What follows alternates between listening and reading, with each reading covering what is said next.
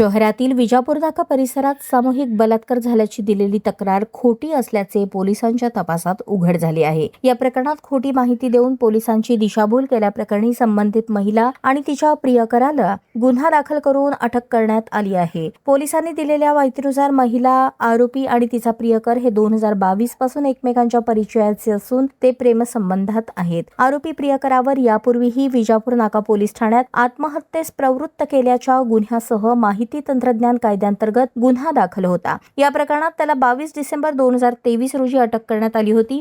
नंतर त्याला 18 सप्टेंबर 2025 रोजी उच्च न्यायालयाच्या कोल्हापूर सर्किट बेंचमधून जामीन मिळाला होता। दरम्यान या जामिनाविरोधात संबंधित प्रकरणातील फिर्यादींनी सर्वोच्च न्यायालयात अपील दाखल केले होते। त्यावर 17 मार्च 2026 रोजी सर्वोच्च न्यायालयाने सुनावणी करून आरोपीचा जामीन रद्द केला। या पार्श्वभूमीवर या प्रकरणातील फिर्यादी आणि साक्षीदारांवर दबाव आणण्यासाठी आणि त्याचा फायदा आरोपीला व्हावा या उद्देशाने महिला आणि तिच्या प्रियकराने कट रचल्याचे तपासात समोर आले।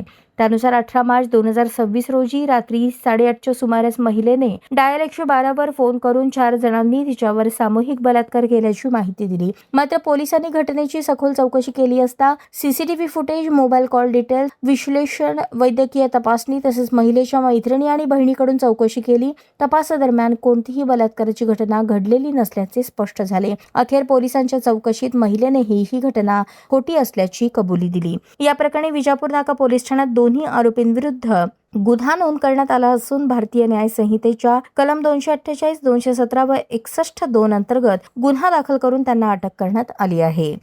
4 व्यक्तींनी सामूहिक बलात्कार केले म्हणून खोट्या घटनेचा बनाव करून 18/3/2026 रोजी पोलीस स्टेशनला येऊन एक महिलांनी फिर्याद देण्याचा प्रयत्न केला होता। त्यात DCP zone Shri Kabade, DCP crime Shrimati Patil, PI Shri Gaikwad Varale, ACP Shri Pawar यांच्या पूर्ण चमूने व्यवस्थित सखोल चौकशी करून हे जे कंप्लेंट जे आहे ते खोटे आहेत आणि 2023च्या एक आत्महत्येसाठी प्रवृत्ती केलेले गुन्हे जे आहेत त्या गुन्ह्याच्या फिर्यादी आणि 3 साक्षीदारांवर दबाव आणण्यासाठी हे खोटे घटनेचा बनाव करून आलेले असा निष्पन्न करून घेऊन जे खोटे कंप्लेंट दिलेले महिला आणि तिचे प्रियकर समीर शेख यांच्या विरुद्ध BNS कलम 248, 217, 61(2) अन्वये गुन्हे दाखल करून त्यांना अटक करून आता पुढील तपास चालू आहे।